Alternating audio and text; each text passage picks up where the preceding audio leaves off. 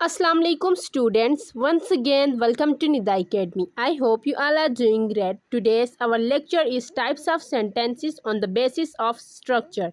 इससे पहले लेक्चर में हमने सेंटेंस की डेफिनेशन और types of sentences on the basis of function को डिस्कस किया था। आज की वीडियो में हम types of sentences on the basis of structure को डिस्कस करेंगे। मैं आप लोगों को हर चीज़ बहुत ही सिंपल और इजी वे में समझाने की कोशिश करूँगी। आप लोग लेक्चर को स्किप किए बगैर एंड तक देखें ताकि आपको सब कुछ अच्छे से समझ आए। सो विदाउट वेस्टिंग टाइम हम अपना लेक्चर देखते हैं। Sentences are divided into 4 types on the basis of structure. Structure के बेस पर सेंटेंसेस की 4 टाइप्स हैं। First one is simple sentence, second compound sentence, third complex sentence and fourth compound complex sentence. अब one by one हर type को हम discuss करते हैं। सबसे पहले हमारा है सिंपल सेंटेंस। सिंपल सेंटेंस को हम उर्दू में सादा जुमला कहते हैं। अब इसकी डेफिनेशन है a sentence that express only a single thought, action और state and have only one finite verb are called simple sentence. Simple sentence ऐसे जुमले या फिक्रे होते हैं जिनमें एक ही फेल, ख्याल या हालत को जाहिर किया जाए और इनमें एक ही फाइनाइट वर्ब हो, तो ऐसे फिक्रों को हम सिंपल सेंटेंस या ऐसे जुमलों को हम सिंपल सेंटेंस कहते हैं। It has only one independent clause. इनमें एक वन इंडिपेंडेंट क्लॉज होता है। क्लॉज की दो टाइप्स हैं। फर्स्ट है dependent clause and second one is independent clause. Independent clause जो अकेले स्टैंड कर सकता है, यानी जो अकेला खुद कंप्लीट हो, जिसको खुद को कंप्लीट करने के लिए दूसरे सेंटेंस की या दूसरे वर्ड्स की नीड ना हो। डिपेंडेंट क्लॉज वो होता है जो अकेला स्टैंड ना कर पाए, जिसको कंप्लीट करने के लिए हमें नेक्स्ट सेंटेंस की ज़रूरत होती है। तो सिंपल सेंटेंस में एक होता है सिर्फ इंडिपेंडेंट क्लॉज होता है। Simple sentences are short and clear. ये शॉर्ट होते हैं और क्लियर होते हैं। ठीक है, इसके अब हम इसका सेंटेंस स्ट्रक्चर देखते हैं। इसकी सेंटेंस स्ट्रक्चर किस तरह की होती है। ये एक ही इसका इंडिपेंडेंट क्लॉज होता है और उस इंडिपेंडेंट क्लॉज में एक सब्जेक्ट और वर्ब होता है। For example I am happy. अब ये एक आई एम हैप्पी एक इंडिपेंडेंट क्लॉज है, ये अकेला स्टैंड होके पूरी मानी दे रहा है और इसमें कम्बिनेशन है सब्जेक्ट, वर्ब और ऑब्जेक्ट का। नेक्स्ट हमारे पास है शी क्राइज। इसमें भी अकेला वो पूरा मानी दे रहा है और इसमें कम्बिनेशन है सब्जेक्ट एंड वर्ब की। Simple sentence can be short और long but only one idea. ये शॉर्ट भी हो सकते हैं, लॉन्ग भी हो सकते हैं, लेकिन होता ख्याल एक ही है। अब हम इसकी एग्जांपल देखते हैं, जैसे अली स्लीप्स। अब ये सिंपल शॉर्ट ही सेंटेंस है, अली स्लीप। दूसरा है अली स्लीप्स ऑन द बेड। मानी दोनों का सेम है, डिटेल एक में ज़्यादा है, लेकिन फिर भी इसमें वर्ब और सब्जेक्ट एक ही है और एक ही सिंपल ख्याल को जाहिर कर रहा है और एक ही इंडिपेंडेंट क्लॉज है। तो ये हमारा सिंपल सेंटेंस कहलाता है। इन सिंपल सेंटेंसेस में कम से कम एक सब्जेक्ट और प्रिडिकेट होता है, मतलब कम से कम एक सब्जेक्ट और प्रिडिकेट होता है। ठीक है, ये हमारा था सिंपल सेंटेंस। अब है हमारा compound sentence. Compound sentence a sentence that expresses more than one thought, action or a state and have one main clause and one or more coordinate clauses are called compound sentence। ऐसे जुमले जो एक से ज़्यादा ख्यालात, कामों या हालतों को जाहिर करे, इनमें एक मेन क्लॉज होता है जो अमूमन पहले आता है, दूसरे कोऑर्डिनेट क्लॉजेस होते हैं। ठीक है, दीज सेंटेंसेस हैव टू और मोर इंडिपेंडेंट क्लॉज। इसमें कंपाउंड सेंटेंसेस में दो या दो से ज़्यादा इंडिपेंडेंट क्लॉज होते हैं। There must be a relation और कोऑर्डिनेशन बिटवीन बोथ क्लासेस। दोनों क्लासेस के दरमियान आपस में रिलेशन होना मस्ट है, यानी एक क्लास में जो बात कही जाएगी दूसरे में भी वही बात होगी या उसके रिलेटेड। यानी कि ऐसा नहीं होगी कि एक जो क्लॉज है उसमें अलग बात की जाए, एक में अलग, जैसे एक में सोने के बारे में बताया जाए, एक में खाने के बारे में। इस तरह नहीं होगा। दोनों जो क्लॉजेज हैं उनके बीच में रिलेशन होना मस्ट है। अगर दोनों में रिलेशन ना हो तो वो कंपाउंड सेंटेंस नहीं कहलाएगा। अब हम इसका सेंटेंस स्ट्रक्चर देखते हैं। सेंटेंस स्ट्रक्चर एक independent clause plus coordinating conjunction plus independent clause. यानी इसका सेंटेंस स्ट्रक्चर किस तरह है, पहले एक इंडिपेंडेंट क्लॉज होगा, देन बीच में आएगा कोऑर्डिनेशन कंजंक्शन एंड देन आएगा इंडिपेंडेंट क्लॉज। इसका सेंटेंस फार्मूला है subject plus verb plus comma plus coordination conjunction plus subject plus verb. देखो इंडिपेंडेंट क्लॉज तो वो हो गया ना, जो एक सब्जेक्ट वर्ब का कॉम्बिनेशन हो गया, देन उसके बाद कोऑर्डिनेटिंग कंजंक्शन आएगा, देन दोबारा हमारे पास इंडिपेंडेंट क्लॉज है, तो देन दोबारा से सब्जेक्ट वर्ब आएगा। तो कोऑर्डिनेटिंग कंजंक्शंस कौन होते हैं? कोऑर्डिनेट कंजंक्शंस वो होते हैं जो दो जुमलों को आपस में मिलाते हैं, और उसमें एक आता है कोऑर्डिनेटिंग कंजंक्शन, एक and subordinating conjunction. Coordinating conjunctions को हम फैन वॉइस से हम याद रख सकते हैं। These are called FANBOYS, मतलब बहुत ही सिंपल फार्मूला है फैन वॉइस, इनको आप जहन में रखिए, आपको कभी नहीं भूलेगा। FANBOYS, F for, A for N for nor, B for but, O for or, Y for yet, S for so ये जो 7 वर्ड्स हैं ये कोऑर्डिनेटिंग कंजंक्शंस कहलाते हैं। इनके अलावा जो भी कंजंक्शन आएगा वो हमारा सबऑर्डिनेटिंग कंजंक्शन होगा। अब हम इनकी एग्जांपल देखते हैं। हमारे पास है I like T and she like coffee. अब देखो इसमें कंपैरिजन किया गया है दो चीज़ों का, मतलब दोनों का आपस में, दोनों क्लॉजेस का आपस में रिलेशन भी है। मैं चाय पसंद करती हूँ और उसको कॉफ़ी पसंद है। सो इसमें आई लाइक टी एक इंडिपेंडेंट क्लॉज है। ये देखो अगर अकेला भी स्टैंड हो आई लाइक टी तो ये पूरा मानी देता है। इसी तरह से she likes coffee, she like coffee, ये भी अगर अकेला स्टैंड हो तब भी ये पूरा मानी देता है। तो I like T and she like coffee. अब इसमें आई लाइक टी एक इंडिपेंडेंट क्लॉज है, एंड हमारे पास कोऑर्डिनेटिंग कंजंक्शन है, एंड शी लाइक कॉफ़ी ये हमारा एक इंडिपेंडेंट क्लॉज है। इसमें अभी आई लाइक टी में देखो आई सब्जेक्ट है, लाइक हमारा वर्ब है, एंड शी लाइक कॉफ़ी में शी सब्जेक्ट है, लाइक हमारा वर्ब है। तो इसमें दो इंडिपेंडेंट क्लॉज, एंड बीच में इनको किससे जोड़ा गया है? कोऑर्डिनेटिंग कंजंक्शन से जोड़ा गया है। नेक्स्ट एग्जांपल हमारा है आई विल किल यू और यू विल किल मी। इसमें देखो आई विल किल यू और यू विल किल मी, इसमें आई विल किल यू एक इंडिपेंडेंट क्लॉज है, एंड यू विल किल मी एक इंडिपेंडेंट क्लॉज है, क्योंकि दोनों जब अकेले स्टैंड होते हैं तब भी ये अपना पूरा मानी देते हैं। इनको आपको खुद को कंप्लीट करने के लिए किसी दूसरे की नीड नहीं है, और इनको बीच में जोड़ा गया है कोऑर्डिनेटिंग कंजंक्शन से। इसमें आई हमारा क्या है? सब्जेक्ट है, किल वर्ब है, एंड इसी तरह से यू हमारा सब्जेक्ट है, किल हमारा वर्ब है। These sentences sometimes share the same subject but have two predicates।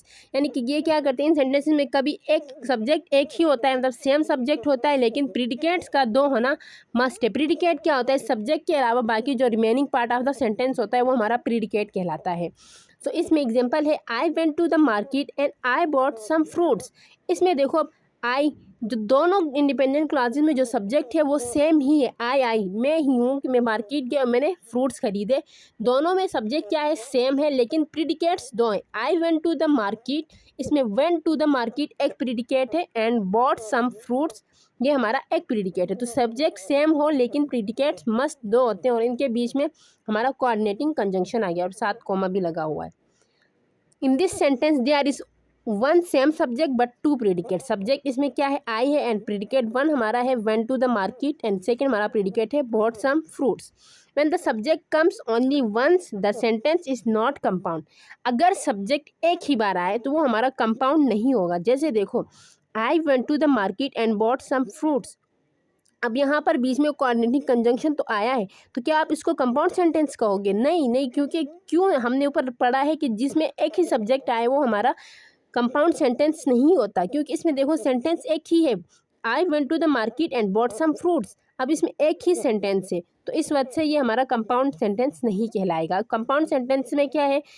Subject का मतलब दो मरतबा आना लाजमी ही है, चाहे वो सेम ही हो, मतलब सेम सब्जेक्ट हो लेकिन आए वो टू टाइम, एंड टू प्रीडिकेट्स का भी होना मस्ट है, और डिफरेंट सब्जेक्ट भी हमारा हो सकता है। तो ये हमारा कंपाउंड सेंटेंस था, समझ आ गया होगा। अब नेक्स्ट हमारा है complex sentence.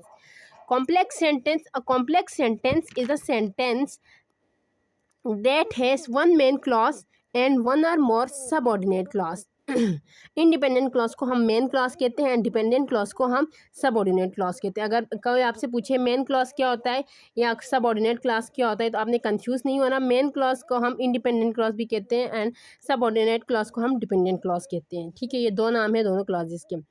A complex sentence is a sentence that has one main clause and one or more subordinate clause। यानी कॉम्प्लेक्स सेंटेंस वो सेंटेंस होता है जिसमें एक इंडिपेंडेंट क्लॉज हो ले और दो या दो से ज़्यादा डिपेंडेंट क्लॉज हो। The subordinate clause depends on the main clause to complete the meaning. Dependent clause मैंने आपको बताया था वो अकेला स्टैंड नहीं करता, उसको खुद को कंप्लीट करने के लिए किसी और सेंटेंस की ज़रूरत होती है। तो हमारा डिपेंडेंट क्लॉज या सबऑर्डिनेट क्लॉज डिपेंड करता है अपनी मानी पूरी करने के लिए मेन क्लॉज पर। अब इसका हम सेंटेंस स्ट्रक्चर देखते हैं। इसका सेंटेंस स्ट्रक्चर हमारा है independent clause plus subordinating conjunction plus dependent clause. Compound sentence में हमारा दोनों इंडिपेंडेंट क्लॉज होते थे और बीच में क्या आता था, कोऑर्डिनेट कंजंक्शन आता था। इसमें आता है सबऑर्डिनेट कंजंक्शन। या दूसरा स्ट्रक्चर इसका है, इसका ये नहीं कि इंडिपेंडेंट क्लॉज शुरू में आएगा, डिपेंडेंट लास्ट में आएगा। डिपेंडेंट शुरू में भी आ सकता है और इंडिपेंडेंट लास्ट में भी आ सकता है। जैसे दूसरा स्ट्रक्चर देखो हमारा डिपेंडेंट क्लॉज प्लस बीच में कॉमा इंडिपेंडेंट क्लॉज। अब ये कॉमा क्यों आया, इसका लॉजिक मैं आपको आगे बताती हूँ। सबऑर्डिनेट कंजंक्शंस हमारे क्या है, because, if, when, although, since, before, after, while, ये हमारे सबऑर्डिनेट कंजंक्शन। इनके अलावा भी जो होते हैं वो हमारा सबऑर्डिनेट कंजंक्शन कहलाता है। फॉर एग्जाम्पल अब देखो इसमें जो हमारा फर्स्ट स्ट्रक्चर था वो फॉलो है, बिकॉज ही वॉज ट्राइड, नहीं सॉरी सेकंड जो था वो फॉलो है, जो डिपेंडेंट क्लॉज के साथ comma and then independent clause. Because he was tired he slept early. देखो अब अगर हम ही स्लेप्ट अर्ली के अलावा बिकॉज ही वॉज ट्राइड, क्योंकि वो थका हुआ था, अब ये हमें क्या पूरा सेंस दे रहा है, नहीं दे रहा। अब इसमें देखो तो हमें मतलब पूरी सेंस नहीं मिले, वो थका हुआ था, देन उसके बाद क्या हुआ, थका हुआ था उसने क्या किया, ये हमें कोई मानी नहीं मिल रहा। तो इसमें क्या है, इसको खुद की मानी पूरी करने के लिए इसको नेक्स्ट सेंटेंस की नीड पड़ रही है। Because he was tired then comma he slept early, वो थका हुआ था इसलिए वो जल्दी सो गया। अब इसकी मानी हमें पूरी मिली। तो इसमें जो बिकॉज है वो हमारा सब ऑर्डिनेट कंजंक्शन होता है एंड ही वॉज, जो बिकॉज ही वॉज टायर्ड ये हमारा डिपेंडेंट क्लॉज है, देन ही स्लेप्ट अर्ली ये हमारा इंडिपेंडेंट क्लॉज है। नेक्स्ट एग्जांपल है, इसमें हमारा फर्स्ट स्ट्रक्चर फॉलो है। देखो इसमें हमारा इंडिपेंडेंट क्लॉज फर्स्ट में आया, मैंने कहा था ना इंडिपेंडेंट क्लॉज हमेशा लास्ट में या शुरू में नहीं आएगा, ये शुरू में भी आ सकता है लास्ट में भी आ सकता है, दोनों डिपेंडेंट एंड इंडिपेंडेंट दोनों। I will go to school, अब मैं I will go to school ये अकेला खुद मानी पूरा कर रहा है। अब इसको मतलब खुद को कंप्लीट करने के लिए नेक्स्ट की ज़रूरत नहीं है, लेकिन इसके आगे जो सेंटेंस है देखो, if it does not rain, अगर बारिश ना हुई तो, ये हमें सेंस पूरा नहीं दे रहा। इसमें बीच में अब आया है सबऑर्डिनेट कंजंक्शन। पहले इसमें जब इंडिपेंडेंट क्लॉज फर्स्ट आया था हमारा कॉमा लगा था, जब इंडिपेंडेंट फर्स्ट में आएगा तो हमारा क्या लगेगा, बीच में सबऑर्डिनेट कंजंक्शन आएगा और then if it does not rain ये हमारा डिपेंडेंट क्लॉज है। कॉमा रूल, अब मैं आपको कॉमा रूल का बताती हूँ। If independent clause comes first add comma after it, अगर डिपेंडेंट क्लॉज, सॉरी इंडिपेंडेंट बोला था मैंने, इंडिपेंडेंट क्लॉज शुरू में आए देन उसके बाद कॉमा लगेगा, ठीक है, क्योंकि देखो सब ऑर्डिनेट जो कंजंक्शन है वो फर्स्ट में उसके साथ आता है एंड देन उसके बाद क्या लगेगा, कॉमा लगेगा, ठीक है। जैसे हमारा एग्जांपल है, if he comes then comma I will be happy. अब I will be happy independent clause है क्योंकि ये अकेला पूरा मानी दे रहा है। जो इफ़ ही कम्स है ये हमारा डिपेंडेंट क्लॉज है, बिकॉज हमें पूरा सेंस नहीं मिल रहा है, ये किसी पर डिपेंड करके खुद को पूरा कर रहा है। A subordinate conjunction always used with the dependent clause whether it comes before or after the independent clause. Subordinate conjunction जो होता है वो हमेशा डिपेंडेंट क्लॉज के साथ यूज़ होता है, चाहे वो इंडिपेंडेंट क्लॉज से पहले आए या बाद में आए। तो ये था हमारा कॉम्प्लेक्स सेंटेंस। अब कंपाउंड कॉम्प्लेक्स आपको समझ आ गया है, कंपाउंड सेंटेंस कॉम्प्लेक्स सेंटेंस था वो समझ आ गया। अब कंपाउंड कॉम्प्लेक्स सेंटेंस समझना हमारे लिए ईजी होगा। कंपाउंड कॉम्प्लेक्स सेंटेंस हमारा है, a compound complex sentence is a sentence that has at least 2 independent clause and at least 1 dependent clause. Compound sentence वो सेंटेंसेस होते हैं जिसमें कम से कम 2 इंडिपेंडेंट क्लॉज हो और कम से कम 2 इंडिपेंडेंट क्लॉज हो और एक डिपेंडेंट क्लॉज हो। इनका सेंटेंस स्ट्रक्चर हम देखते हैं। ज़्यादातर हमारा जो यूज़ होता है वो कॉम्प्लेक्स और कंपाउंड सेंटेंस यूज़ होते हैं। ये कंपाउंड कॉम्प्लेक्स सेंटेंस हम जब भी देखते हैं ज़्यादातर पैराग्राफ्स या एसेस या टेक्स्ट में हमें इतना नहीं मिलता। ज़्यादा हमारा कंपाउंड कॉम्प्लेक्स सिंपल, सबसे ज़्यादा तो हमारा सिंपल सेंटेंस यूज़ होता है, उसके बाद कंपाउंड कॉम्प्लेक्स यूज़ होते हैं। लेकिन ये जो कंपाउंड फोर्थ स्ट्रक्चर हमारी है कंपाउंड कॉम्प्लेक्स सेंटेंस, ये ज़्यादा यूज़ नहीं होता। इसका सेंटेंस स्ट्रक्चर क्या है, independent clause plus coordinating conjunction plus independent clause then subordinating conjunction plus dependent clause. पहले आएगा इंडिपेंडेंट क्लॉज, उसके बाद आएगा कोऑर्डिनेटिंग कंजंक्शन, उसके बाद आएगा इंडिपेंडेंट क्लॉज, देन आएगा सबऑर्डिनेटिंग कंजंक्शन, देन आएगा डिपेंडेंट क्लॉज। अब उसके बाद दूसरा स्ट्रक्चर इसका है subordinating conjunction, dependent clause, then independent clause, then coordinating conjunction, then independent clause. तो इसमें देखो हमारे पास दोनों स्ट्रक्चर में इंडिपेंडेंट क्लॉजेज 2 हैं लेकिन डिपेंडेंट क्लॉज तो एक ही है। अब हमारे पास एग्जांपल इसका क्या है, I went to the park and I played football because it was raining. I went to the park, एक ये मतलब पूरा सेंस दे रहा है, तो ये एक हमारा इंडिपेंडेंट क्लॉज है। देन बीच में इनके बीच में आया है कोऑर्डिनेट कंजंक्शन। देन आया है आई प्लेड फुटबॉल, ये भी एक अकेला सेंस दे रहा है, इंडिपेंडेंट क्लॉज है। उसके बाद है बिकॉज इट वाज रेनिंग, ये डिपेंडेंट क्लॉज है और इसमें जो बिकॉज है वो हमारा सबऑर्डिनेट कंजंक्शन है। दूसरा है हमारे पास although she was tight she clean the room and she cook dinner. अब इसमें देखो ऑल्दो शी वाज टाइट हमारा डिपेंडेंट क्लॉज है, she clean the room independent clause है एंड हमारा कोऑर्डिनेट कंजंक्शन है, she cooked dinner independent clause है और इसमें ऑल्दो हमारा सबऑर्डिनेट कंजंक्शन है। तो ये था आज का लेक्चर। उम्मीद करती हूँ आपको सब कुछ समझ आ गया होगा। अगर फिर भी आपको कोई कन्फ्यूजन है तो आप कमेंट सेक्शन में कमेंट करके ज़रूर पूछ सकते हैं। मेरे चैनल पर अगर आप नए हैं तो मेरे चैनल को सब्सक्राइब ज़रूर करें, वीडियो को लाइक शेयर और कमेंट ज़रूर करें। अपना बहुत सारा ख्याल रखें, मिलते हैं नेक्स्ट वीडियो में, तब तक के लिए अल्लाह हाफिज़।